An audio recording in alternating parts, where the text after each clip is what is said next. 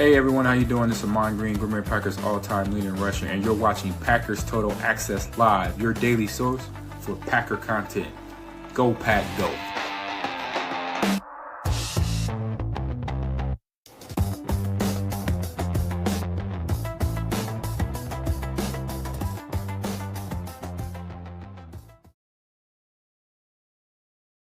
What's up, guys? Welcome into Packers Total Access. My name is Clayton. You can check us out on packernet.com. Find me on Twitter at Packers_access. Joined alongside Tim in Green Bay. We may have Jacob and Emilio joining us shortly. We'll see how that goes. We're here to talk Packers. Obviously, a tough loss there yesterday to the Carolina Panthers, 16-13 at Lambeau Field. We're going to continue to dive into that, guys, and we're going to have some reaction videos as, if we have time, on the Pat McAfee show, Dan Orlovsky commented on the state of the Packers right now. We'll get his take, as well as John Gruden kind of talking about the Packers, how he's seen the Packers as a Super Bowl favorite. Now, how do those odds change with Tucker Kraft now out of the lineup? We'll hit on that a little bit. We also have a poll question. Everybody check the poll question on YouTube right now. Get your votes in as soon as possible. We've had a poll up all day long on X. And really what it is, guys, is do you want to fire Matt LaFleur? Seen a lot of that coming across the feed on X. Facebook is littered with it. And I'm like, I had to take a step back. I was like, man, am I in the minority here? Like, am I really that out of touch that the large majority of the fan base really wants Matt LaFleur fired? And the way I look at it, guys, when the large majority is voting in opposition of you, you can really got to step back and kind of question yourself, right? You got to say, okay, I don't know. Maybe I am in the wrong here, right? So we'll give you guys the results there, talk about all that. And then if we have time, we're going to dive into the PFF grades as well, which, Tim, it's really, really odd, man. You go to social media, you go everywhere and kind of look at the results of this game, and you would think, man, the PFF grades must be cheeks. Actually not. It's actually pretty good PFF grades. And really it kind of goes hand in hand with how the game went, man. You just didn't make the key plays you needed to make to win the ball game. Your quarterback outpassed the opposing quarterback. The running game was there. It was there. We started to pull away from it, but going back and looking at it I've made 2 passes through the tape now. Was able to keep my lunch down while I did it. Thank God. But the second pass through, I'm like, I know why they got away from the run now, because they did start to stop it there a little bit, right? So we'll cover all that. Before we do, if you guys would do that YouTube stuff, hit like, hit subscribe. If this is your first time tuning into PTA, welcome. Thank you for making us a part of your evening. We're not experts. We're not insiders. We're not media members. We're fans just like you talking Packers on the daily. So if you're looking for that type of content, make sure you click subscribe and click that bell icon so you're notified when we go live. We actually did 3 live streams a day. Just random moments in the day, Tim. News have dropped. All right, let's go live real quick. Bang, let's hit it. Just a 15-minute episode, kind of get the information out. I want to do more of that this winter. I'm hoping we can accomplish that. But, Tim, how you doing, buddy? I'm ready to talk some ball, man. I'm sorry I missed the lives earlier today. We had a lot of breaking news and, none of it good, I guess. But we'll see how it goes, right? Very true. Very true. And obviously the breaking news, guys, and we covered it earlier today. You guys can go back and watch that video. I'm sure you've already heard Tucker Kraft, the season-ending injury. It was indeed an ACL. And we were, holding out. I was holding out hope. Maybe it's an MCL, based off some of the Twitter doctors out there. They were saying, I think kind of looks like an MCL, the way it kind of buckled from the side and this and that. It was an ACL. So Tucker Kraft is done for the year. I imagine we wouldn't expect him back until probably September of next year, possibly October. Knowing Tucker Kraft's work ethic, I wouldn't be surprised if August he's good to go. But somewhere between August and October, I think, is when he would return. So we will take care of that. And, yeah, they're already noticing here in the chat, Tim, G-Pack in the house said Clayton already has a tree set up in the back. Mandy moves quick. Buddy, let me tell you, I just packed 4 Christmas trees downstairs, and there's 2 sitting right over here next to the attic space. I still got my fall leaves up here. You already got a winter wonderland over there. I love it. Bro, it's been Hallmark Channel and Home Alone and a fire going all day. And Christmas, it looks like Santa Claus threw up downstairs. It's absolutely wild. So here we are, right? But now listen, I enjoy it. I put on a big show here like I don't. I love this time of year. I love the change in the season, the change in holidays and stuff. So it's just fun to be festive every now and again. But let's get into this first take here, Tim. This is from Dan Orlovsky on the Pat McAfee show. I may pause it halfway through and just kind of get your take, and we'll chat about it here. So Dan Orlovsky, thank you for that grab there, buddy. On the Pat McAfee show earlier today, I put a tweet out. And I want to give you guys my take on the front side of this video. I said, so fans have been screaming we're too conservative, while former NFL quarterbacks are saying we're too aggressive and too creative. What a wild place to be. And it's amazing, right? It's like one set of people watching the game are going, oh, man, we need to run the ball more. We're being too aggressive with the passing game. The other side is saying we're being too conservative with the running game. We need to pass the ball. It's wild. It's a wild place to be anywhere. Here's Dan Orlovsky on the Pat McAfee Show earlier today. Green Bay Packers fan who, hey, listen, Carolina Panthers, good football team. If you got kids in the room, anytime the McAfee Show is playing on the show, earmuffs. Earmuff it. I don't know if there's any F-bombs or anything, but there could be. So just fair warning here. Make sure the kids have got the ears covered up there. Team. That's a great football team. I see you shaking your head, Dan. You know that's a great football team. But I'm just curious, why is Jordan Love the way he is? Because like one week, like last week, Sunday night, he has that game against the Steelers, and you're thinking, okay, this is a guy that can lead this team to a Super Bowl without a doubt. And then, just not great yesterday, obviously.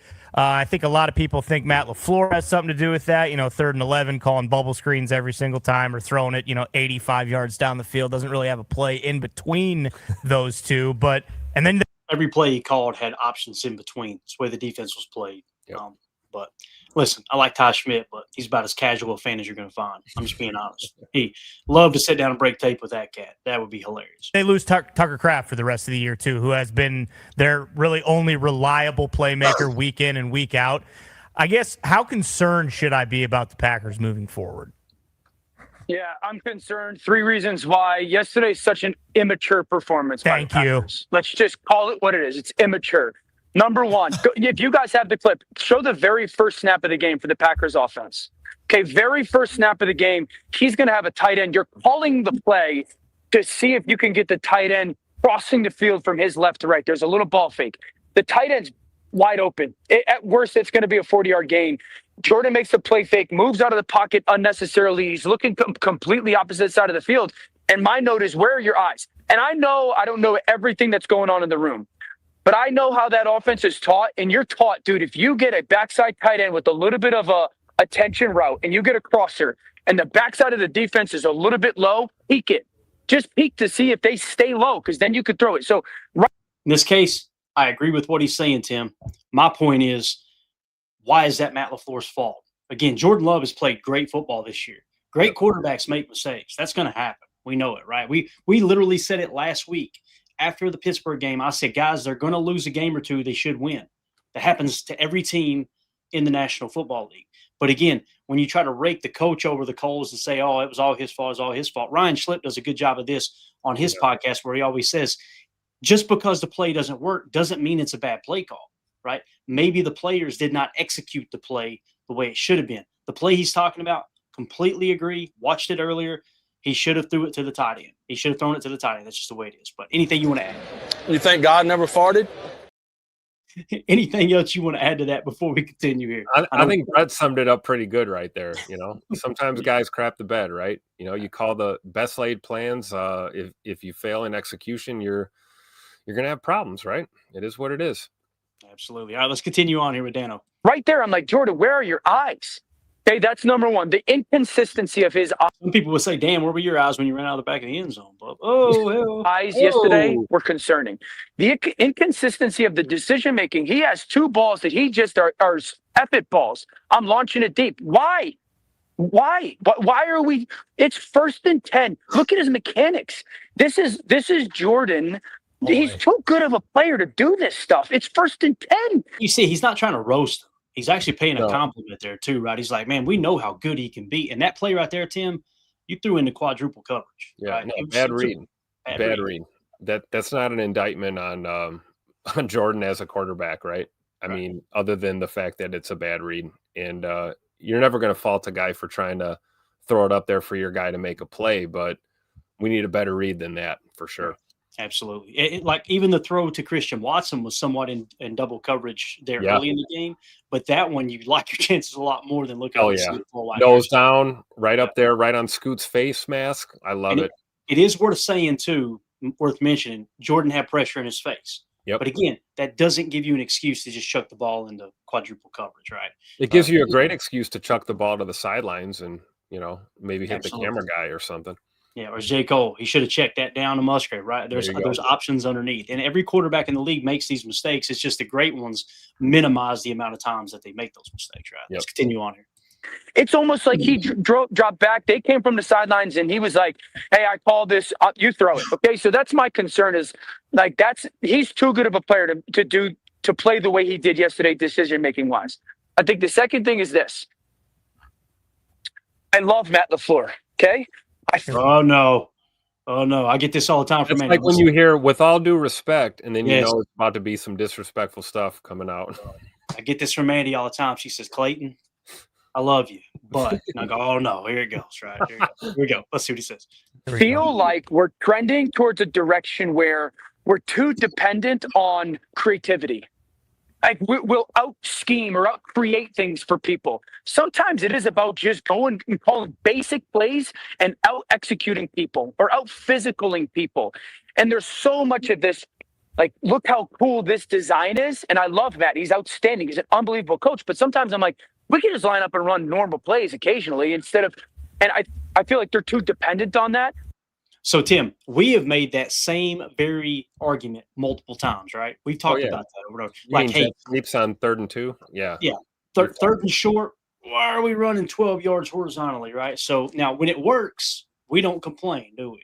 Myself included, right? Yep. But I understand where Daniel's coming from there, that sometimes you get a little too creative. And the other knock I've got, Tim, on Matt LaFleur, and you guys know, just so everybody knows which direction I would vote on the poll question we put up both on YouTube and X, Clayton would have voted we're not firing Matt LaFleur. That's just, I want to keep my opinion out of it because I don't want to sway the voting either way, right? But I think anybody who watches this show consistently knows where I'm at. They know where Tim's at. They know where Emilio and Jacob are at, right?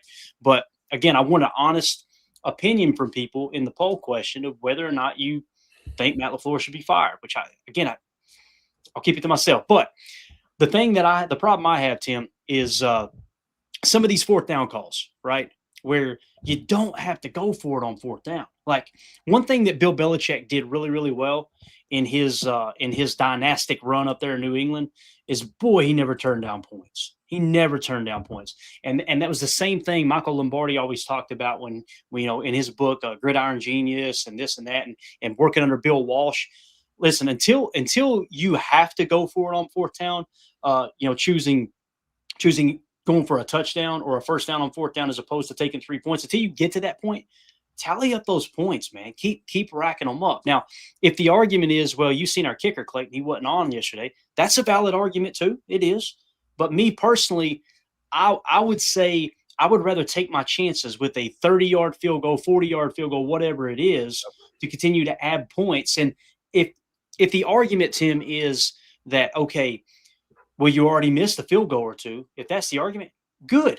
That means the numbers favor us in this situation. It doesn't mean it's worse. It means you're that much closer to the next make because it is kind of a law of averages. Does that make sense, or am I just being off the wall? I think it makes complete sense because we hear the phrase 4-down territory thrown around a lot in this league. And I think everyone who watches a little bit of ball knows what 4-down territory is, right? Down distance, how much are you down by? How much time is left on the clock? Where are you at on the field? And then there's 4th and 8s that you don't have to take. And you can run your kicker out there and flip the coin in those situations. So I would agree with that. As far as your assessment on it, I would have liked to see the field goal attempt despite, makes or misses. You miss 100% of shots you don't take. Wayne Gretzky, right? Michael Scott. Yeah, Michael Scott. You're bound to hit one, especially when you're dealing with a veteran kicker like McManus, who's played through injury more than once in his life, has kicked in high pressure situations, high wind situations. You think it's tough kicking at Lambeau, kick up at Mile High in Denver, see how that works out for you. So I would have liked to seen McMoney get another attempt there for sure. Yeah. Jake with the super chat. Thank you so much, buddy. Says how the NFL works. But when a business/team is not living up to expectations, it always falls on leadership. That's 100% true, Jake. It is. And again, right, but if your expectations are to go 17-0 and beat everybody 54-0, then you need to adjust your expectations. Absolutely, man. Absolutely. So, I think both things can be true there for sure. So, Jake, thank you for the super chat, man. You're right, man. And listen, I'm a business owner, right? I'm far from the best leader, but I try, right? I try real hard. And at the end of the day, when I lay my head down on the pillow, if I don't like the numbers, if I don't like the way things are going, both in my personal life, my marriage, my business, you got to self-reflect, put it on yourself. I love the fact that Matt LaFleur did that here. And listen, I was kind of second guessing myself about going for it on the fourth down rather than kick the field goal, things like that. Here's what Matt LaFleur had to say today at his presser when he was asked. And Rob Demovsky tweeted this out. After the game on Sunday, Matt LaFleur said, going for it on 4th and 8 from the Panthers 13-yard line with 11 minutes left was a bad decision. Let's hear him say it here. Yeah, I mean, that's always the deal. I think going into the play, it's 3rd and 3. Like, not anticipating it going to 4th and 8, but it was a one-possession game, and the possessions were at a premium up to that point. I think that was our 6th possession of the game. So I know that there's more time left in the game, but thought we had a play that we liked that potentially could score, and it didn't work out. So that's just part of the risk of it. If it doesn't work out, it's going to get second guessed. And, interested, I had our guys take a look at just the probabilities, and it was like a 1% different in regards to win percentage. So not that it makes you feel any better. I mean, it didn't work out, so it is what it is. There you go. There you go. So a 1% probability difference there, Tim, right? Whether you go for it or not. Now, there's a couple different things that come into play here, and we'll wrap this segment up. But, if he gets it there and they end up scoring a touchdown, Packers win this ball game, we're not talking – I don't think people are going, wow, what a gutsy call by Matt LaFleur. It just gets brushed to the side. Hey, we won. The narrative would be, with the same people that are screaming fire LaFleur, the narrative would be, man, we played down to another opponent. It wouldn't be, what a great call on 4th down. When you don't get it, oh, my God. So, again, I wish we would have kicked the field goal. He's talking about the probability and things like that come into play. Completely respect that. And the people that say, hey, I know it's at the 13-yard line, it's still not a chip shot with the way the kicking game's going right now, I can understand that as well. So let me put this poll question. That's what football is, right? Yeah, absolutely. The only thing guaranteed is every Sunday, 22 guys are going to bang heads. That's your guarantee. Everything else is up in the air, man. Yep. And here's the poll question I put up, guys. I've got to know if this is a real thing or just a loud minority. Packer fans, do you want Matt LaFleur fired? There was 1,445 votes. 67.6% said no. 32.4% said yes. I got to be real. I don't want to say I'm surprised that the numbers turned out the way they did. It's like, one second, Tim, I'm surprised that the yeses are so high, but also when I put that poll question out, I was thinking, man, this might be 70% yes, 30% no. Or 70% yes and 30% no. So again, it's unfortunate. Yeah, it's just one of those things, man. It's really, really, I don't know, it's really strange to me. Let's go to the poll question here in our YouTube chat. We got 57 votes. 87% says no. 13% says yes. There we go, YouTube. Let's go. I will say this about our viewers, man, and our listeners on the pod and everything as well.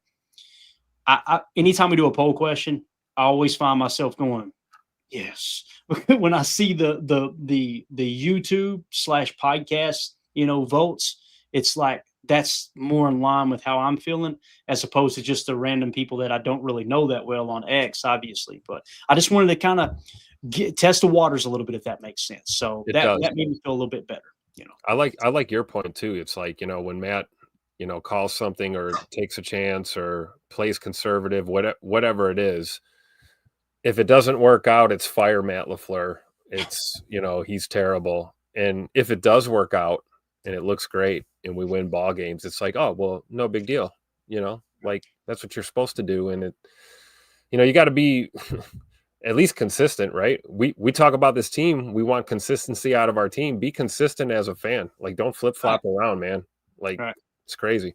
And it's funny too, because many of the people on X that were screaming fire Matt LaFleur, they commented on the poll question. They said, I voted no, but he needs to be on the hot seat. Okay, so what's your translation? You overreacted earlier.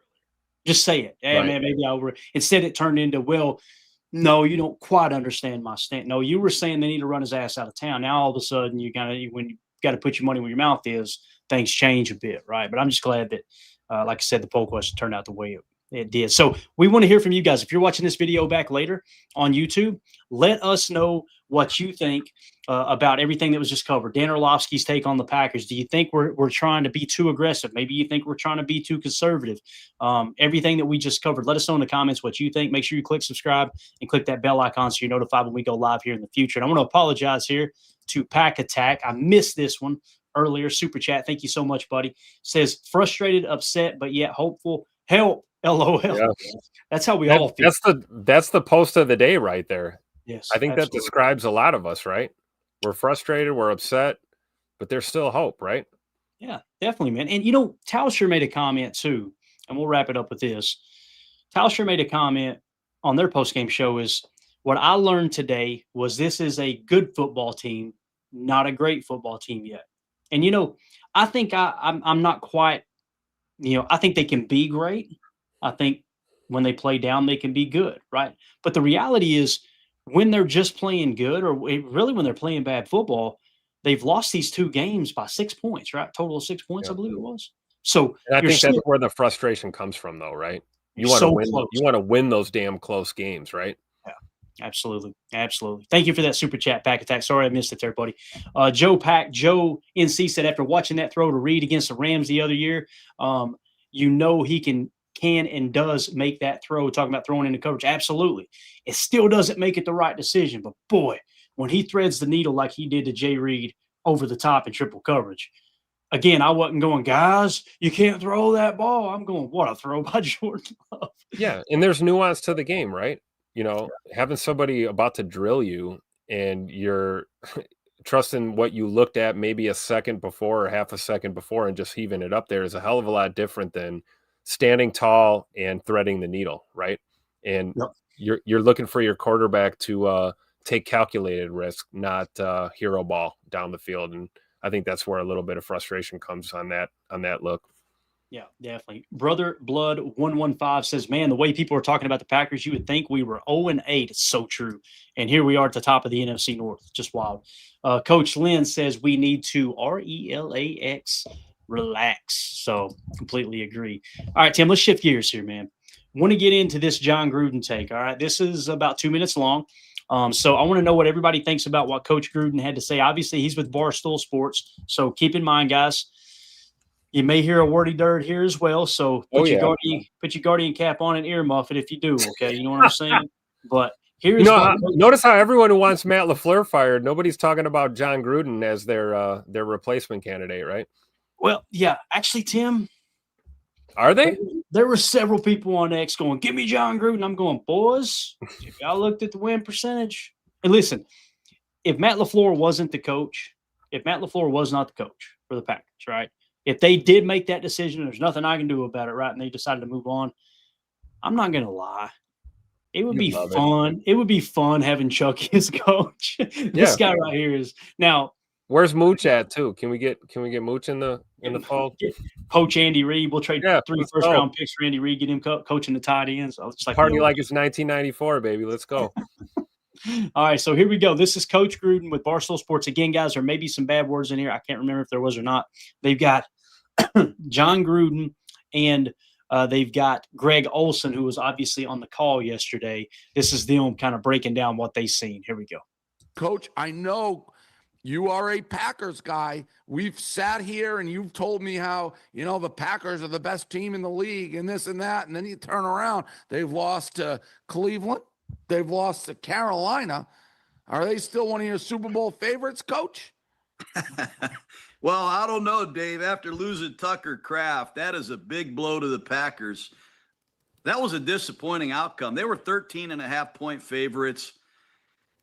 I can't explain what is going on in the NFL. I mean, the Lions coming off a bye, the Packers both in the same division. They just don't look good in Green Bay yesterday at all. And I give Carolina credit. They came in with a ball control offense, and they just ran the clock and won the game of field position, and they got enough out of their field goal kicker. But Green Bay, you're right, Dave. They ticked me off basically yesterday. I was shocked at their inability to get anything going on offense. And I'm telling you, losing Kraft is big, man, because losing Kraft is big, but I got to disagree with the coach there. To say they couldn't get anything going on offense, That's just simply inaccurate. We tied the freaking ball game in crunch time.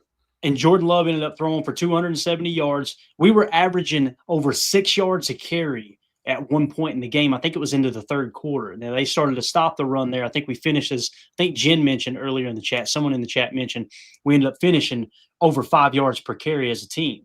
So to say they couldn't get anything going on offense, that is inaccurate. The problem was a first down interception by Jordan Love. That being on first down is just, and he's done that multiple times down his career, right? And again, when he hits on those first down deep shots, nobody complains, myself included. When you throw an interception, it's like, you know, you got to kind of play the game that's in front of you, especially when you throw it into quadruple coverage. So I keep coming back to that, and it's bothered me. I don't want to harp on it, but it's just such an important part of the game, you know. And again, running the football, but as you get on their side of the field, if you take that field goal, guys, you end up winning that ball game. Like theoretically speaking, you know, I know things can change outside of that, but with the way the defense was playing, I really do think if you take that 3 points there, you probably end up winning the ball game. And there's 11 minutes left in the game. You got plenty of time. We'll talk about it on Chalk Talk tomorrow for sure. Yep. But, real quick, I love the photo selection for Coach Gruden, by the way. He looks like a cross between Chucky and Stewie Griffin coaching a football team. I love it. Great screenshot, Clay. Good old Stewie Griffin, man. I'm telling you. Where's my money, man? Where's my money? Best clip ever. The way he sips that orange juice, that's fun. Hits him with the glass. Anyway, Peter's going to get after me for him beating up on Brian. Jen Wright in the chat says 9 plays, 10 plays, long drives. Exactly, right? So definitely disagree with the coach on this take as well there, Jen. So they did have some stuff going. It's situational football, not capitalizing on those key moments, right? That's the main thing here. All right, here we go. Let's continue. Because he bails them out in a lot of situations. Talking about Tucker bailing us out. And he's a good blocker. Some of the things he doesn't even show up on the stat sheet. But that was a horrific loss for Green Bay. You called the game. I mean, people were getting mad at me because I said Drake may have him way ahead of Jordan Love on my big board of QB rankings. Greg, what'd you think? You called the game. Yeah, I mean, it played out. Keep in mind, he's a Patriots fan, too, so of course you're going to Drake May above him, right? Exactly the way Carolina needed it to play out to pull a game like that off. And it was to play limited possessions, play ball control. They made the decision. They won the toss. They took the ball, kept Green Bay on the sideline. Now, part of that was the wind and the weather, and it was kind of a crazy day wind-wise, and the kicking and the passing game was a bit kind of disjointed. But it was Green Bay touched the ball 8 times, didn't punt, and scored 13 points. It's just think about that, guys.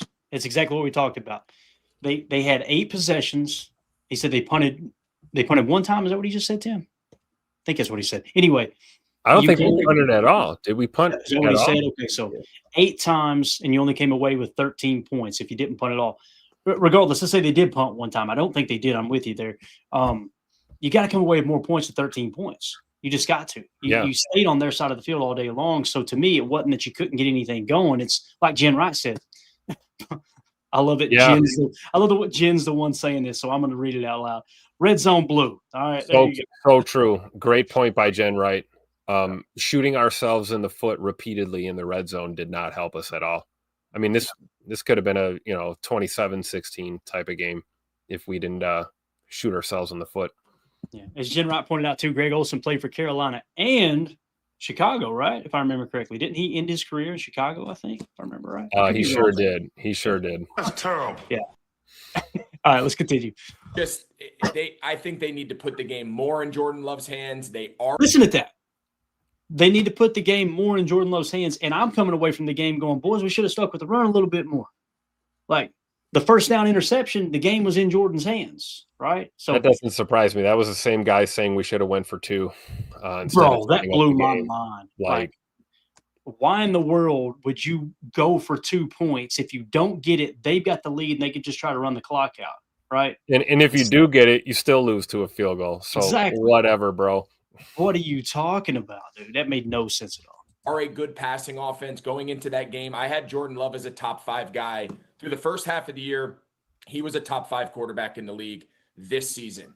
And I think they need to let him do more. I think he's a really talented guy. I think he can sling it all over. I think they've got young, talented wide receivers. I agree. Tucker Kraft going down is just devastating. That was such a fluke. Yeah, and it was such a fluke thing, man, Yeah. by the way. Oh, God, crush me, dude. Crush me. So there you go. There's Coach Gruden and Greg Olson's take on the game. Tim, you got anything else you want to add to what they said there, man? Anything at all? Normally I defer to anyone who's coached or played in this game. Right. But man, I couldn't agree more or disagree more with Greg Olson on that. It is what it is, man. I still feel like we're what do we have? 8 games left, 9 games left, something like that. Yeah. I think we're winning 6 or 7 of them, guys. This team's going to have hiccups throughout this year. I don't think one loss, as ugly as it was, determines who this football team is. Yeah. Matt LaFleur said it best. He said, what do you say? You're 5-2-1. You're in first place in your division. You got however many games left in the season. You just got to move on. It's time to move on, Yeah. And Kansas City's 5-4 right now, but all I hear is about how they're still the real deal. All right. Exactly. Exactly. Holmes MD1, good to see you, everybody. Says, Clay, we needed to throw it more. We ran it decent, but this game warranted an air attack. Did we see the wind? Like, to me, some of those throws were off the mark. Like, I think when Jordan dropped back to throw that ball to Christian, he expected to get on a little more there on the line, and you notice what direction it went in. Also, when Jordan threw back across his body on that 4th down, going for it on 4th down, that ball just floated and hung up there. So, to me, when the wind's a factor like that and you're averaging 6 yards a carry most of the game, I've just got to respectfully disagree there, Holmes. I don't understand. If I'm the coach and I'm watching that game, and you're going, okay, this is going to come down to a 1-possession game. Take all the points you can get, and why don't you? They just said, Greg Olson just said, and whether you agree with him or not, it's cool. But he just said, and Coach Gruden said it too. Their goal was to come into this game and control the clock. They want to control the possession. So how do you combat that? You do the same thing, especially when you're moving the sticks, guys. They have one of the worst run defenses in the league. Exactly. That was, our number one object. Oh, I love this right here. I got to hit this. Here we go. Holmes MD1 says, short game, Clay. Jordan has the arm. Bub, did you watch the pick? Of course, Jordan's got an arm. Brett Favre had an arm. When you're throwing into 25 and 30 mile an hour gusts in Lambeau Field with the wind swirling, I'm sorry, man. Again, I probably shouldn't even highlight it because. No, but to your point, like you said, Carolina came out and controlled tempo and controlled possessions. So I can see that. You're playing right into what they're trying to do. Right. And that's what I'm saying. Like we need to resist that temptation to feel like we got to go out there on every drive and get it done on 2 plays, chucking the ball down the field. I agree with that, Clay. Okay, so he's saying no short passes, Clay. He's saying he wanted that in rhythm short throws. Now think about this though, Holmes. Go to Twitter and look at all the complaints. The majority of the complaints on Matt LaFleur, if I see another screen pass, if I see another bubble screen, if I see another, and then the argument turns into short to middle game is what I mean. Crossers, digs, drags, things like that. I somewhat agree with that, right? I do too. We saw some of it, right? We saw Rome with a couple of those. Yeah, hit a 30-yard gain. It's going to make Chalk talk tomorrow. I think it was a 30-yard gain. Love to Dobbs 30 yards on a 2nd and 20. I believe, if I remember correctly, that was across the middle, right? So short underneath. So I understand what you're saying, Holmes. It's just we're saying that, right? We're looking at that, and you go to X, and people are literally mad that they're throwing the short game. So again, you can't make everybody happy, right? That's just the way it is. But anyway, if you guys are watching this video back later, let me know in the comments what you think about Coach Gruden and Greg Olson, what they had to say. Be nice to Greg, okay? I know there's going to be some. I'll tell you what I think about Greg Olson. F him. That's what it's going to be. But let us know what you guys think in the comments. Did you agree with their take? Did you disagree? Anything that we might have missed here, make sure you throw it in the comments. Click subscribe, and make sure you click that bell icon so you're notified when we go live here in the future. So, Tim, is there anything you want to hit here before we jump into the PFF grades, man? Anything at all you can think of? Happy birthday, Tucker Kraft. Sorry, your party sucks so bad. Get back soon. That's about it. Fresh on my mind, man. It's so break tough. out the 11 personnel, baby. Let's go. 10, 11, and 21. Let's go. It is tough, man. And I'm with you. I think 11 is the answer right now. Press into 11 personnel a little bit more. Emilio's hell bent on 10. And I'm going, whoa, man. I'm kind of with him there a little bit, right? Why not? Let's just. Hey, I'll tell you this, though, man. You come out in a 4-wide set, and they got to make a decision. Do we go nickel or dime? And if they go dime, and you spread stuff out with a 2x2 set, you just go dubs, dub Baylor or whatever. If you go with that, Well, you're talking about opening stuff up for the running game too, and the screen passes as well, because you're really stretching the defense. So I can understand that. It's just what prevents me from buying completely into him is looking at it from the perspective of what's the rest of the league doing. You know, when you get so far out there in right field away from what the rest of the league doing, because right now all the fat is the 12 and 13 personnel. Sure. The advanced metrics are showing that's the way to pass the football, is because now they're saying that teams may start getting away from matching personnel and just going with down and distance, kind of like back in the 90s. If you guys don't know what I'm talking about, basically it's if we show a 12 personnel, people go to base, right? Yep. But, back in the 90s, it was more about down and distance. So what that means is, let's say a team comes out, Tim, and it's a 3rd and 8 play, and you come out in 12 personnel, rather than matching base, they would go with their nickel and play it like a passing down. If it goes in that direction, then you're going to see the running game amplify a little bit. However, if you're really, really disciplining your defensive play call and you make sure it's just geared around obvious passing situations, which we had an obvious passing situation yesterday, and if I can find it here. Is that where Jordan checked to a run? No, this is when we were on defense. Oh, okay. This was it was a huge play at the end there. Micah Parsons talked about it. So, yeah, at the 50-yard line, so we're at midfield. It was a 19-yard run by Dowdle on a 2nd and 10 play. Micah said, yeah, we were expecting pass there, and they ran. Now, some fans are going, how can you expect pass when you ran all day? The situation, Bob. I mean, you're talking about being at the 50, 46 seconds left. I can understand why you would key in on the pass there, So, again, it's just tough. And you got to tip your cap to Carolina. I know there's some fans that refuse to believe that they're a decent football team. They're 5-4. Well, who they played? Okay, now we're back to this strength of schedule thing. Yeah. And this. They got the same record as the Chiefs, who are still apparently, favorites to possibly win another ship. So, and AFAM still wears his banana hammock with Patrick Mahomes' face on it, so we know that's where that goes. All right, let's jump into it real quick. PFF grades. Let's dive in. We're going to start with the rankings here.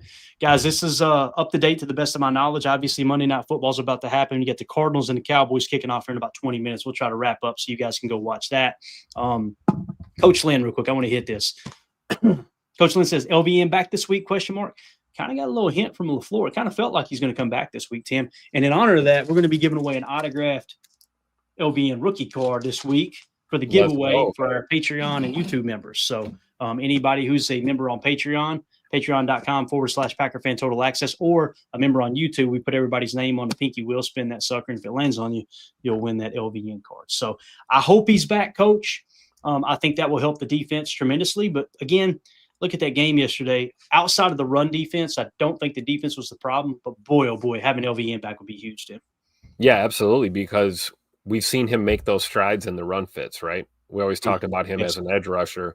I think LVN, what we've seen from him this year is he stepped up his run defense.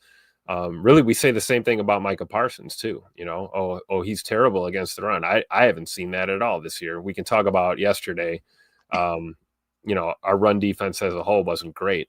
But I think LVN will help you right there. And it'd be nice to get him back, right, Clay? I mean, we're going on – this has been quite a while with that foot. I'd love to see him against Philly Monday Night Football, even if it's for 25 or 30 snaps or something. Let's go. Right. So according to PFF, the Packers grade, their team grade overall is an 86.5. That's 4th best in the league right now, okay? When you sort it to offense, they've got the Packers offense graded out as the 12th best offense. And then when you go defensively, the Packers are graded out as the 2nd best defense, okay? And again, that's just overall PFF grades from that standpoint. It doesn't mean it's everything. It doesn't mean it's the gospel. It is what it is there. All right, so let's jump into now, actually, wrong screen. Against the Carolina Panthers, Tim, they graded out a 69.3 overall. Their offensive grade was a 70.5. Their defensive grade was actually a 63.9. So PFF seemed to think their offense played better than their defense from a player-by-player standpoint there, okay? That's interesting. I mean, at least from a PFF standpoint, every time we grade out below 70 overall, we lose. Mm-hmm. If you look at these numbers here, that's a great point, man. That's a great point. It's Dallas 71. We tied. Whatever. But if we're below, right. But if we're below the 70 mark, we're losing ball games. Yeah, definitely. So the highlight on offense, obviously the running grade, that's the highest running grade we've had all year, guys, at 80.1.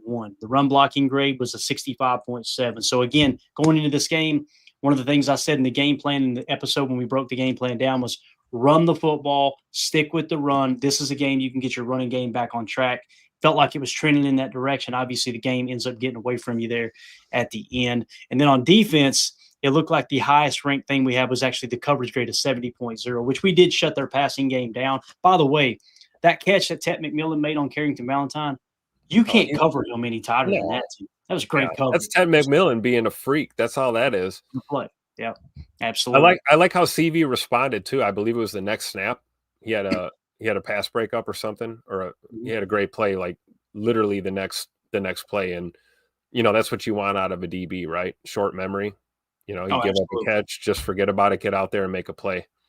Yeah, definitely. Since we're kind of talking defense here first, Tim, let's just jump into it right off the bat, if that's all right with you. We'll get offense last. So defensive grades, Xavier McKinney, 82.4. Love seeing that, getting him back up to that point. Obviously a 91.3 pass rush grade. He had the only sack on the day. Obviously, it was a strip sack as well. Just couldn't recover the fumble. That would have been huge because, again, you lose the turnover differential 2-1.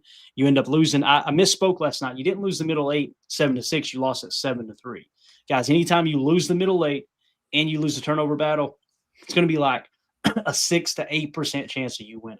So that's where the game was really lost, in my opinion. It's just wild that at the end, you were still in it. You could have possibly won the game, right? But Xavier McKinney, 82.4. Tim, only 19 snaps, but Isaiah McDuffie, 81.7. My man has fit into that base package really, really well, dude. He's playing good football. Look at that freaking 75.9 coverage grade there, too, from Zay McDuffie. Yeah, 19 snaps of really good football from Mr. McDuffie. I love it. Definitely. Next on the list, Edgerrin Cooper at a 68.6 with a 74.7 coverage grade. Micah Parsons a 66.6. Depending on which site you're using, there are some. I think NFL Pro said this is the first time he has not gotten a pressure, according to NFL Pro. So last week he had, what was it? He had like a career high pressure or something like that. It was either last week or the week before. Yeah. And then boom, 1 week later, no pressure. So kind of up and down there. It's almost like Micah Parsons is human. Right. You might have to remind yourself. And even a bad day for him is still a 66 grade. Yeah. 71.5 tackle grade. Look at his tackle grade. You talk about consistency throughout the year. So I'm not worried at all about MP1 at all. Yeah. And again, for the people that are like, oh, man, he played a bad game. Yeah, I guess you could say he had a bad game at a 66.6, but he's still grading out a 92 on the year. I think that's the highest graded edge defender as it sits right now. So it is what it is there. So, again, Micah Parsons, 66.6. Keyshawn Nixon, a 66.5. Listen, I know I've seen people on social media raking Keyshawn over the coals for that one penalty. I know there's many fans that think it wasn't a penalty. Regardless, I'm one of those fans. Right. And I can see where you're coming from too, Tim. I'm kind of indifferent. I can understand why they would call it. I would also understand if they didn't call it. It wasn't like this overly blatant foul. But what I will say is if he hadn't got that penalty called on him, guys, Emilio talked about it last night. What did he have? He gave up one catch and it was like 40 yards or something crazy, right? Yep. I remember correctly. So Keyshawn actually had a pretty good game yesterday. Obviously, the tackle grade was a 78.1, run defensive 69.8, but the coverage only a 63.3. Again, the stats would kind of suggest you had a better game. The penalty is going to bring that grade down, though. So next on the list, Evan Williams, 64.8, just continues to be consistent. Let me bounce back to Keyshawn real quick. Let's see where he's at on the year. So on the year, he's at a 64.6 as it sits right now. Okay, got it.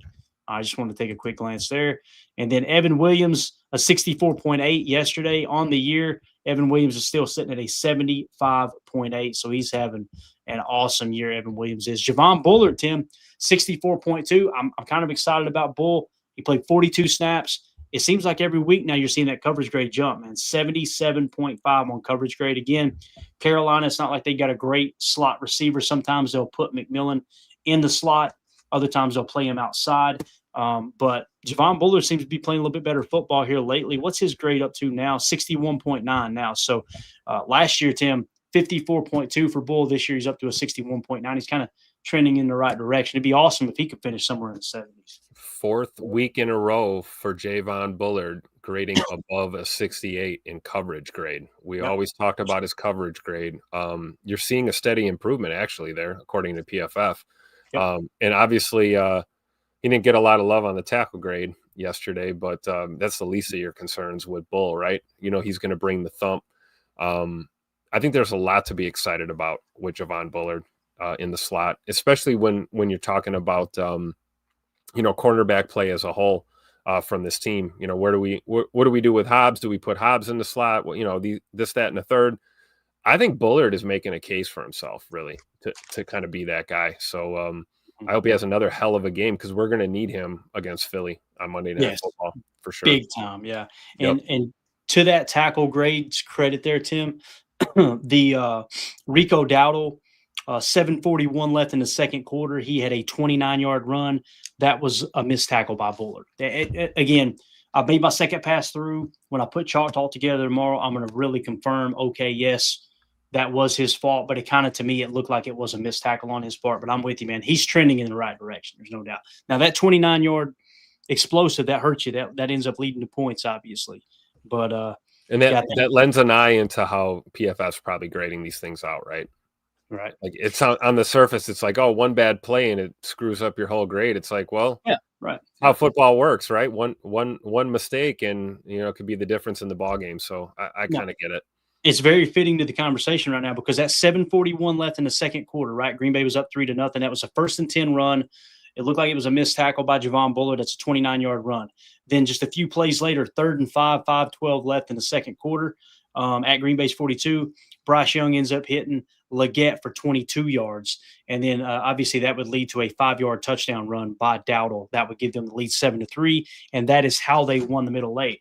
So if we're going to sit here and really be overly critical of Javon Bullard for a second, that missed tackle, along with that Leggett reception that was on somebody else, obviously, that's what led to you losing the middle late. And those are the plays we show on Chalk Talk for that very reason. Here are the key plays, these 2 plays. So then once you identify those plays, now let's dive into the tape. All right, what went wrong? Was it a bad play call? Was it a bad run fit? Was it missed tackle, bad execution, all those things? We'll dive into it tomorrow on Chalk Talk for sure. So again, I think Bullard's trending in the right direction, but just one of those, a bad play at a horrible time, to be honest with you. Nas Stackhouse, 16 snaps, 64. Somebody asked, it might have been Coach Lynn, I think, asked in the chat about snaps for Carrington Valentine and our boy Nate Hobbs. Nate Hobbs only had 19 snaps. Carrington Valentine had 43. So right now, Carrington Valentine is the dude. And I don't think he did anything yesterday to warrant taking snaps away from him. So hopefully that answers your question there, Coach. So again, Nas Stackhouse, 64. Kingsley Nigbare, 63. Rashawn Gary, 62. Devontae Wyatt, 60. Baron Sorrell, 60. Only 1 snap there. I wonder what was up with that 1 snap. Did he get hurt, Tim? Did we hear anything on Baron Sorrell? I did not. But it wouldn't surprise me. Didn't he have a previous issue? Was it a back injury or something that he was dealing with? Maybe he tried to go 1 snap. App can't do it. If you guys know in the chat, let us know for sure. Let us know in the comments what happened with Baron Sorrell. There only 1 snap. That's a little bit concerning. Now, thank God you're getting LVN back hopefully this week, right? Or very soon. So, yeah. So there you go. Quay Walker, according to PFF, had a bad game, 38.3. His tackle grade was a 79, but they're saying coverage-wise a 42.5. So I'm eager to try to find out why they gave him such a bad coverage grade. I can't think of a play where he blew a coverage or maybe he had a catch on him, but I'm sure. PFF's got beef with Quay, man. That's all it is. You've said it since day one, Tim. There's no doubt about it. Yeah. All right, so there are your defensive grades. Let's jump over to offense. Aaron Banks, only 9 snaps, but an 86.1. Listen, when Aaron Banks left the game, things kind of got shaky. Oh, right? And let's be honest, was Sean Ryan playing left guard all day, Tim?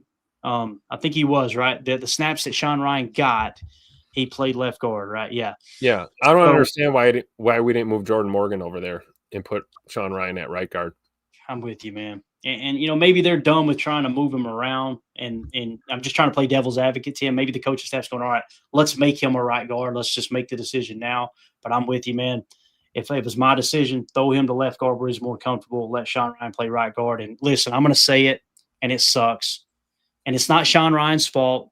It's just one of those freak plays. But You see Sean Ryan going in at left guard, and the play where Tucker Kraft gets his ACL torn. Obviously, that was Sean Ryan getting blown up, but not in a way like, oh, he got blew up. Man, he got beat on that play. Some people were saying it's a dirty play by Scorton to go low like that. It's a legal play. I can understand if you think it's dirty. I got you. It looks really dirty. It really does on tape. But that's, there's no rule saying you can't do that as a defender. And you guys know how I typically lean, Tim, is like every rule in the book is to cater the offense, right? So for me, I don't want any more rules that's going to cater to the offense anymore. It sucks that Tucker Kraft, tore his ACL on that play, but it is what it is. Chris says it's a dirty play. Chris, I can respect that, man. There's a lot of people that agree with you for sure. Steve in the chat says Sorrell has a sprained MCL. So there you go, Tim. Probably 2 to 4 weeks, I would imagine, depending on the level of the sprain, obviously. So hopefully we get him back sooner rather than later there. Appreciate that information there, Steve. Thank you. So Aaron Banks, 86.1. Josh Jacobs, 81.2. Rasheed Walker, that's good news, Tim. Yeah. 75.9. You're kind of getting him back to we his talked about that, right? He looked a little banged up coming off of last week's victory in Pittsburgh. And to see him playing well is a good sign.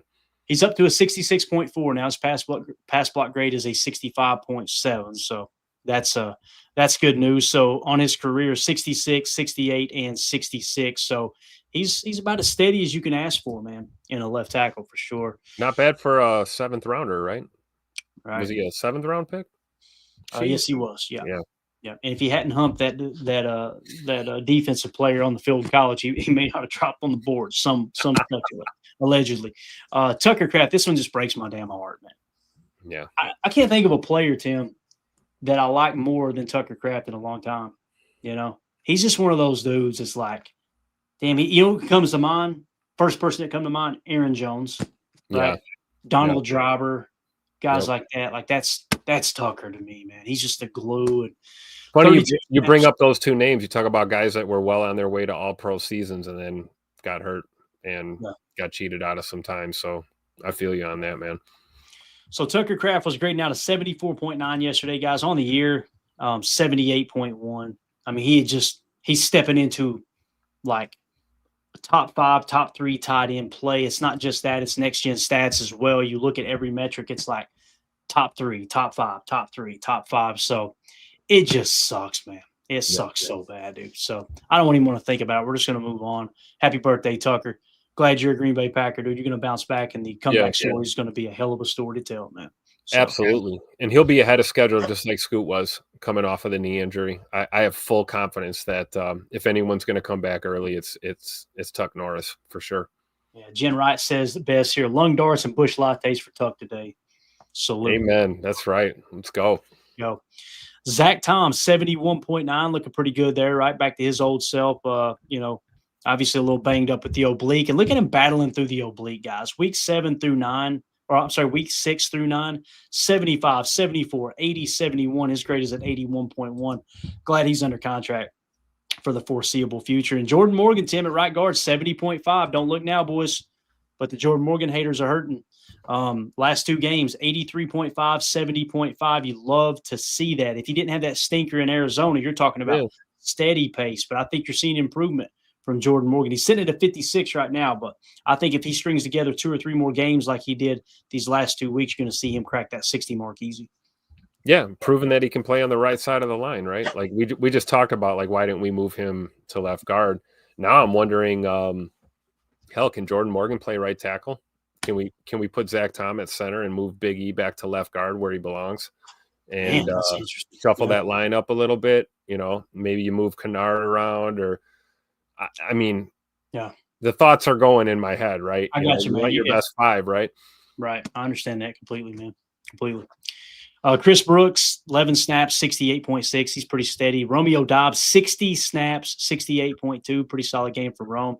Christian Watson, 65.6. Christian Watson, guys, he's holding steady. Only 2 games, but he has a higher yards per reception than he did last year. It's only 2 games. But I want to say last year it was 21.4-ish, somewhere around there, and he was second best in the league. This year it's over 25, if I remember correctly. So Christian Watson, to me, looks like he's he's back to his old self already. 74.7 guys. If you look at it from a PFF standpoint, his PFF grades over his career starting his rookie year, 77, 68, 70, 74. Christian Watson, man, listen, I know we gave him that little 1 year prove it. You give me 2 or 3 more weeks of this, Tim. Let's get that extension. Let's do it right away. Yeah, I was just going to say. And here's the problem with that, though. I think that now that they did that extension, you have to wait 1 full calendar year. You guys fact check me on that in the chat. I think you got to wait 1 full calendar year. That sucks because now I bet Goody's like, damn it, I wish we'd wait and we just go ahead and get him an extension. But it's awesome that you got him for 2 years for sure. So that's good news as well. We got to give Good his flowers, right? Because the guy's playing like he never missed any time. I mean, I don't remember in recent memory guys coming back from a major knee injury like that and just right into the fire, immediately playing effective football, immediately helping your team. Yeah. Big shout out to Christian Watson, man. Unbelievable. Absolutely. Mike Hebring with the super chat. Thank you so much, Mike. Appreciate you, buddy. I'm just going to pretend 85 is our first round draft pick next year. I like it, Tim. There you go. We got this young stud coming in nobody knows about named Tucker Kraft. That's our first round pick next year. So. I like that, Mike Hebring. I like that a lot. Let's go. That's why they call him the super fan, right? Right, man. He's thinking these things through way more logical than we do for sure. So thank you for that, Mike. Appreciate the super chat, buddy. Let's see here. Soder says, will they? Yeah, let's hit that, Tim. That's a question, right? Thank you for that, Tim. Soder asks, will they try to do the Watson 1 year deal with Kraft? See, that's what I talked about earlier, Soder. Yeah. When I broke the news there of the Tucker Kraft, it being confirmed with the ACL, broke the news. I just did a live stream. I didn't break the news. Sorry, that sounded really, really conceited there. I just got on here and talked about it and tried to hash it out. It's more like a therapy session for me is what it was. But I talked about that, like maybe that's the route they go, right, Soder? And listen, we know Tucker Kraft. He's going to kick this ACL rehab's ass is what he's going to do. I was just going to say, sign Tucker to a 20-year deal right now. I don't give a damn. Make him an ambassador, right? Yep. I think that's a good move, Soder. Now, and Tucker's just the type of guy, he'd probably do the same thing Watson did, right? Watson didn't have to do that, He could have said, nope, I'm going to play it out and then go into free agency, right? He could have approached it that way. But Professor Cakes, I know Clayton isn't a Luke Musgrave guy, but man, I sure do believe in him. Very much so. And I hope he proves all the doubters wrong. And obviously, I know Clayton hopes he proves them wrong too. Absolutely, Professor K. I will say this, man. He makes chalk talk. He had a play there. He had a couple plays. Yeah. This one was fourth quarter, man. Hey, game on the line, right? 7:24 left. This is actually the explosive play. You guys know when we hit an explosive, a passing play of 20 yards or more or a running play of 10 yards or more triples your chances of scoring on that drive. He was that explosive play on that drive, guys. 7:24 left in the fourth quarter, down 13-6, 1st and 10 play from their own 29-yard line. Love hit Musgrave for 21 yards. Yep. And the other thing, too, his receiving percentage is higher than Tucker's. Far fewer opportunities. And I'm going to say this about Luke Musgrave. I'm glad you said this, Professor K, because I've been very critical of it. Obviously, Tucker Kraft got that starting job because Luke Musgrave got hurt, right? And he never gave it back. I think that maybe some of that has hindered Musgrave, the fact that, hey, you're not getting all the true Y in Matt LaFleur's offense, that true Y position, that true tight end position. You're not getting all those reps in practice, probably hindered him a little bit. Also, the fact that I'm going to say this, and listen, this may come across like Tucker Kraft slander. I don't mean it that way at all. Tucker Kraft, you don't see him making a move and getting open. You don't see him creating his own space. 90% of his plays, he's schemed open by LaFleur. LaFleur will never get credit for it, but it is what it is. Don't get me wrong. He's got those contested catches like last year down the seam on that heater ball, 61 mile an hour from Jordan Love. You've got those. But the majority of Tucker Kraft's catches, he's schemed open.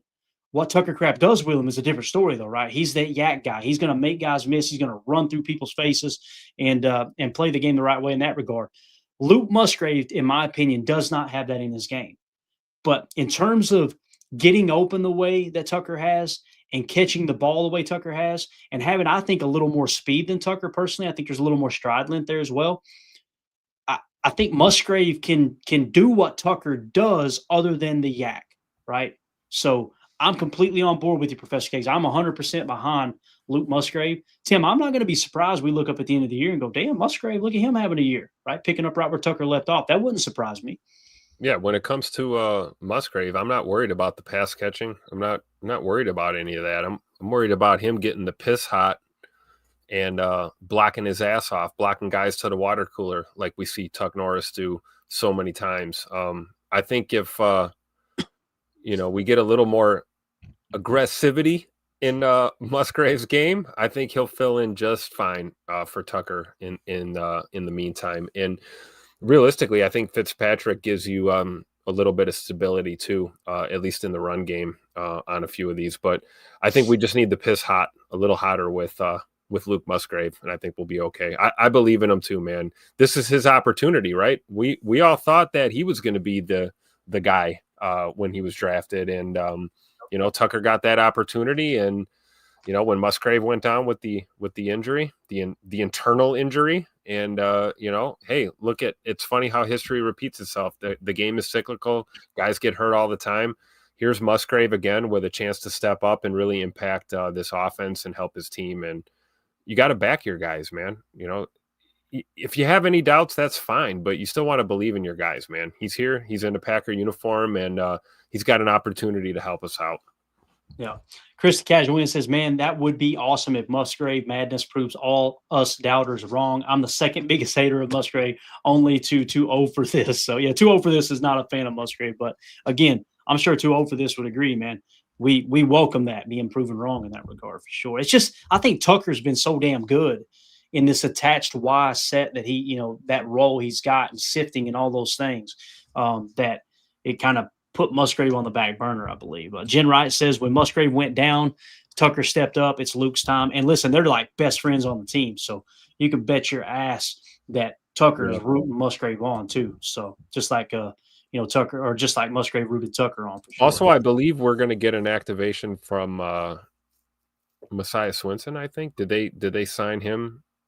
They tried a tight end out earlier today. I don't know exactly who's going to be that extra body there, Tim. Obviously, Sims is on the active roster for Minnesota, I think, right? Currently. So that's off the table. That kind of sucked. That's bad timing. But then again, you never know, man. We may look up and they find the next gem, for sure. But Ben Holden, I love what he says. Watson and Musgrave on the field at the same time with Matthew Golden, right, as well. Matthew Golden, I'm telling you guys,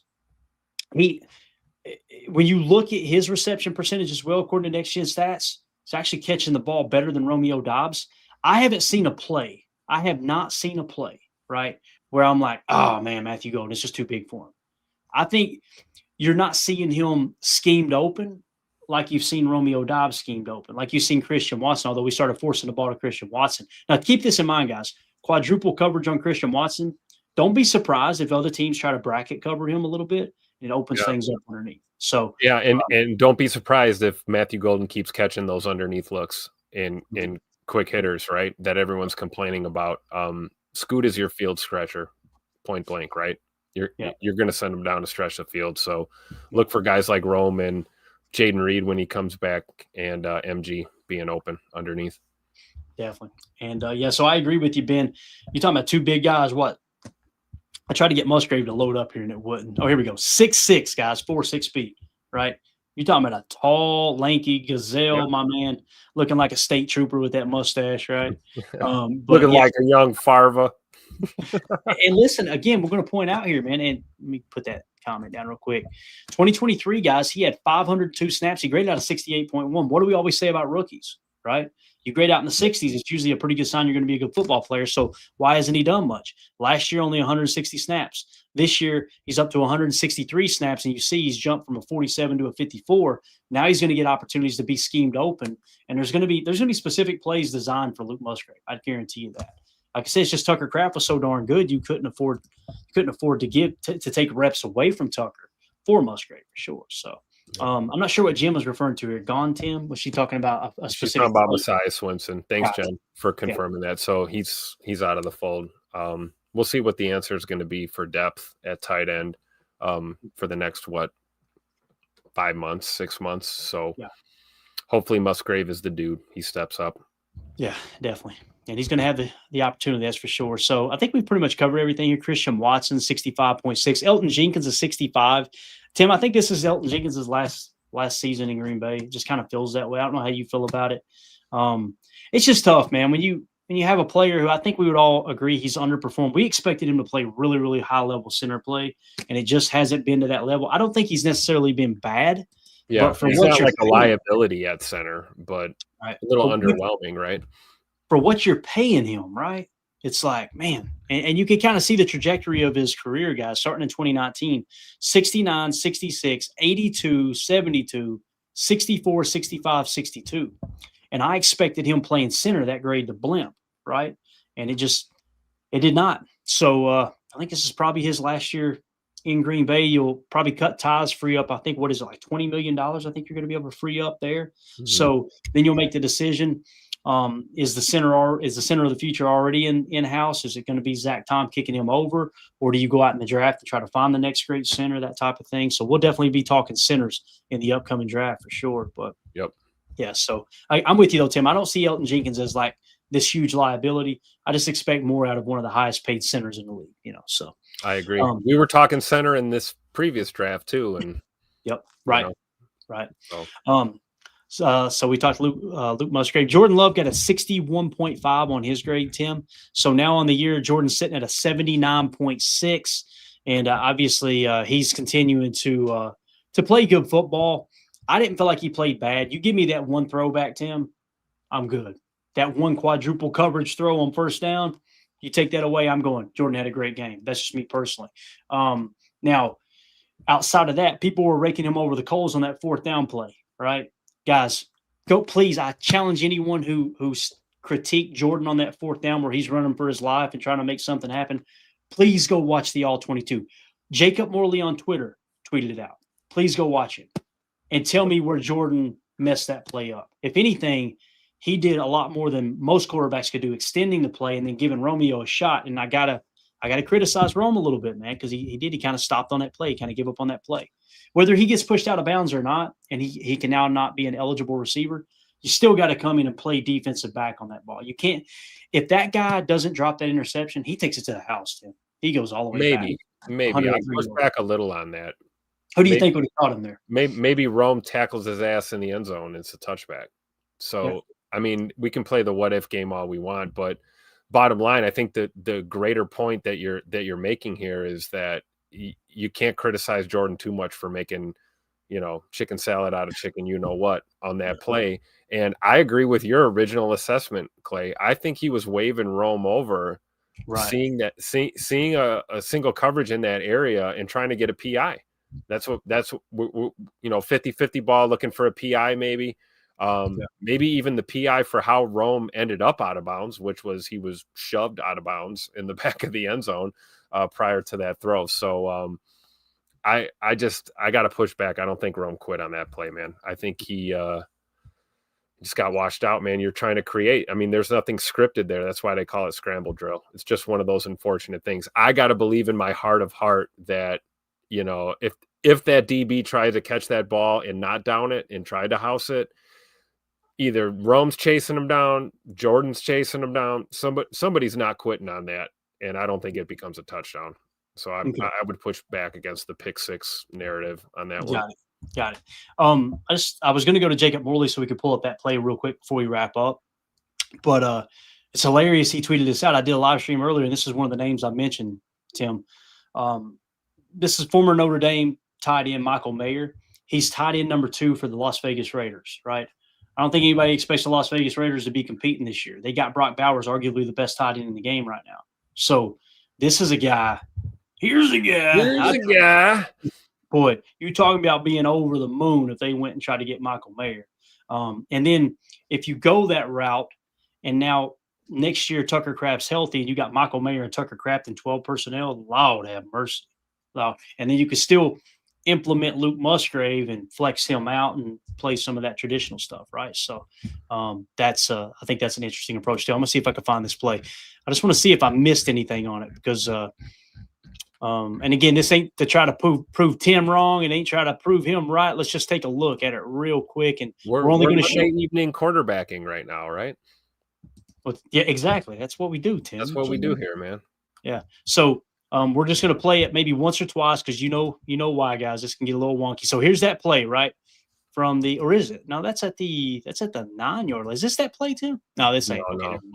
Let me go back. I apologize. Let me see if we can find it here because I do want to see it, man. I know he showed it because when he tweeted it out, I was like, Lord have mercy. He's right, man. Like people were saying, go watch the all 22 because it did kind of feel like people were raking Jordan Love over the coals for that play. And yeah, it just wasn't the case for sure. Let me see if I can find it here. Give me just a second. If you want to hit something in the chat, I don't know if you got anything or not, but I just want to see if we can figure this out real quick here because it was interesting. See, it's not that one, not that one. Scrolling. Here it is. This is it from the 11, I think. I think I got it, Tim. I apologize. Or is it? No, I need the 11. Yeah, Shout out to 4th and 8. Ben Holden. Ben Holden streamcasting PTA live on my 50-inch. I love it. 50-inch TV. Got us up on the big board on a Monday night. Thank you, Ben. Appreciate it. Don't get any better than that. All right, here it is, guys. Here's the play. Let's watch it. So they came out in a trips right, nub left. So you got Musgrave at the bottom, nub left, only tight end on the field, 3 wide receivers to the right. I like that formation, by the way. I just like the trips left look. So Jordan drops back. Who's open right here, guys? Who you throwing to? There's nothing, right? Like maybe if the ball comes out immediately, you can go to Dobby. But you see, I think this is Derek Brown that's in his face. It could be another. Who's that on the dagger there on the crosser at the 9-yard line? Is that right here? Savion? I think it is Savion, yeah. But that might have been a look too. But again, look at Jordan right now. Look what's pressure. going on. I mean, it was just immediately in his face, bounces out. Now at this point, you got this guy. And that may be Rome. I'm not sure. He's going to throw me the ball. The problem is this receiver's walking him back into that coverage. So that's an interception. You throw that ball. So now Jordan's like, somebody, for the love of God, help me out here, right? So you could possibly check it down to Musgrave. I think it is right here. You've also got Emmanuel Wilson throwing his hand up. The problem is, look at Jordan. Look at what he's running for his life. 3 defenders bearing down on him. He can't throw that all the way across the field. So if we're gonna let's keep Monday morning quarterbacking here. Can you go back another couple frames? Mm-hmm. Right. One more.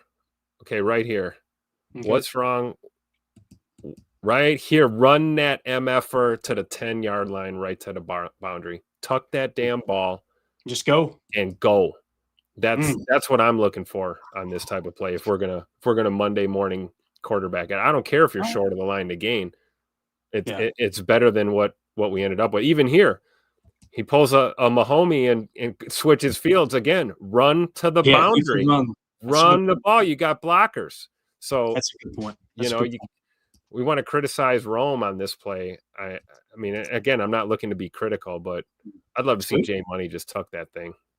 So here's Rome up here, right? And he's covered. He's plastered, right? So now Jordan is trying to tell him, he's going, hey, I'm just going to chuck it up to you, right? And like you said, maybe draw a personal foul. Or look, he's already being held, though. Like you said, he's covered. Look at that. He's being held and pushed out of bounds in the back of the end zone.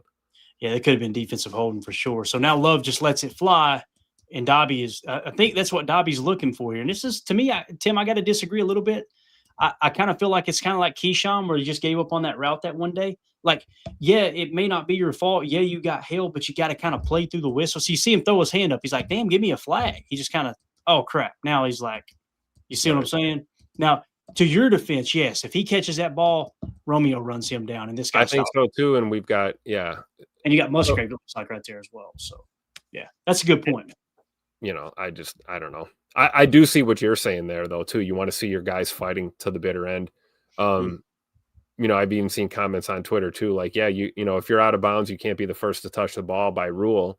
However, go up there and make a PBU, play a little defense, and then make them have to take a penalty or whatever. But bottom line, watching that play for the 30th time in the last 24 hours, I'm looking for Jay Money to tuck that ball, man.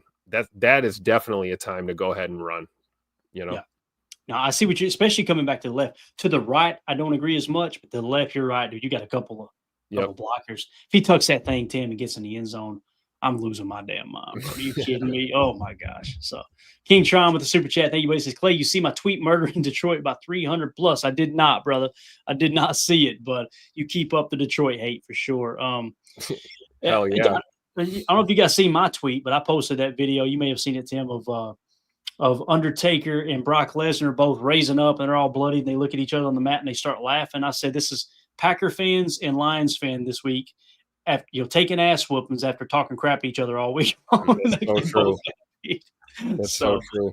Funny how we were the only two teams to lose in the North there. But that's like when you watch the old boxing, when you throw the right, I throw the right, we both move, and both guys get knocked out at the same time. It's like definitely. Let's see here what else we got in the chat real quick. We got 5 more minutes to fill. Just want to see. Lord, I look at AFAM and all I see is Diddy and Baby Oil. Unbelievable, man. That's it. Unbelievable. Boot them. Yeah. It's time to go. Tim, you got anything else? Help me out here. Jeez, Pete. Yeah. AFAM. Sit your butt outside. Unbelievable, man. Loot in the chat with your Kansas City Chief fandom. We don't want to see any of that. Like, this is all he's got to say. You think he'd be responsible and take responsibility for his comment? No, he's just gonna laugh about it. So, that crusty mustache, unbelievable, dude. Don't worry, nobody's listening anyway. Nick Swain said this show actually didn't suck for once. Thank you. Appreciate that, Nick. I disagree, but thank you for the kind words. Heard it from a fan right here. Oh, man. Reef says tuck and protect himself and the ball. Let's see here. Chris Cashwin. Mahoney is what he's calling Mahomes a crybaby. We don't want no crybaby. There you go. Nobody puts Mahomes in. There's no crying in football. J. Cole says with Mahomes at those parties. Oh, no, he did. Lord have mercy. Oh, Lord. Patron, I think we still have our number 1 and number 2 wide receivers with Rome and Christian Watson, reliable to a T. I'm telling you, man, Jaden Reed. Yeah, we on the way back soon, right? Do we have any kind of time frame on that? I'm trying to think of what was the early kind of time frame. Was it December or was it November? Probably December, wasn't it? I think so. I think the thought is maybe get Bird back for the playoffs on the early end. I'm assuming everything here is recovery and rehab, right? I mean, the surgeries were successful. It's about him feeling like he can play again and being cleared. But again, another guy that takes his craft seriously. I would not be shocked at all if Bird was back on the field sooner than later. Yeah. Right. Jen Wright says Detroit fans lifted my spirits today. Wild. There you go. Yeah, they were in the dump for sure, man. No doubt. Nate McSwain said, is Lloyd going to play this year? Nick, I do not know how to answer that question, man. It's such a weird situation with Marshawn Lloyd. Tim, and maybe they're keeping it close to the vest. I don't know, but I mean, that was a hammy, right? Wasn't that a hammy? I believe so. Quad, something. Yeah. Hamstring, quad, hip. Oh, hip. I don't know. I'm not a doctor. Left earlobe, everything, it seems like, guys. Man, it sucks. Two over this says, who's Lloyd? Exactly, right? It's like, dang, it feels like it's been forever, for sure, man. So, anyway, let's get out of here, Tim. You got anything else, any parting thoughts for these fine men and women here, man? No, just keep your heads up, Packer fans. It's a long, grueling season, and there's plenty of time, a lot of football left. We're going to be okay, for sure. Yeah. And then, of course, Nick McSwain says, Lloyd got a handy? No, a hammy. Get your head out of the gutter. What's wrong with you? Professor Cake says, you say a Hemi, Clayton, 392? There you go. That thing got a Hemi in it? So, all right, we're officially off the rails. We did it. We made it. We're 2 minutes short, but I'm just going to wrap this thing up. We just lost 16 subs, I guarantee it. So, anyway, guys, thank y'all so much for hanging out with us. In terms of the PFF grades, if you're watching this video back later, let us know in the comments. Do you agree with the PFF grades? Is there something you disagree with there? Let us know if you think somebody should have been graded higher or lower and whatnot. And we appreciate y'all hitting that subscribe button and clicking that bell icon so you're notified when we go live here in the future. Also, if you want to support what we do at Packer Fan Total Access, the best way to do so, join the Patreon group, patreon.com/Packer Fan Total Access. Extra content.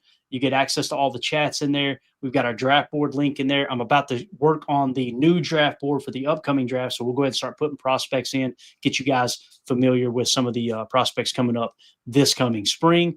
And we don't cover that a lot on the show in season. I think that's kind of counterproductive. There's so much more we need to be breaking down with what's going on in the NFL as opposed to the upcoming draft.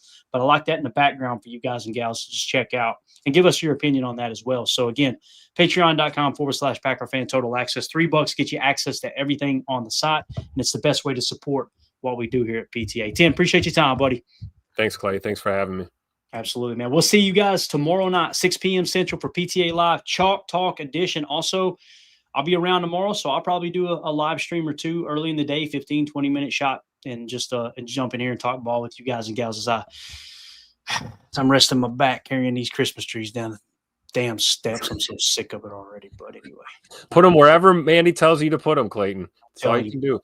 Tell you, I don't want to sleep in the yard, man. It's cold out there. And Lincoln will not go with me. Lincoln will be on the couch looking out the window going, sorry, bub. That's on you, not me. That's exactly how that'll play out. So everybody have a great night. Appreciate you as always. Let's go out and be the change we want to see in the world, and go Pack. Here we go. Bye, guys.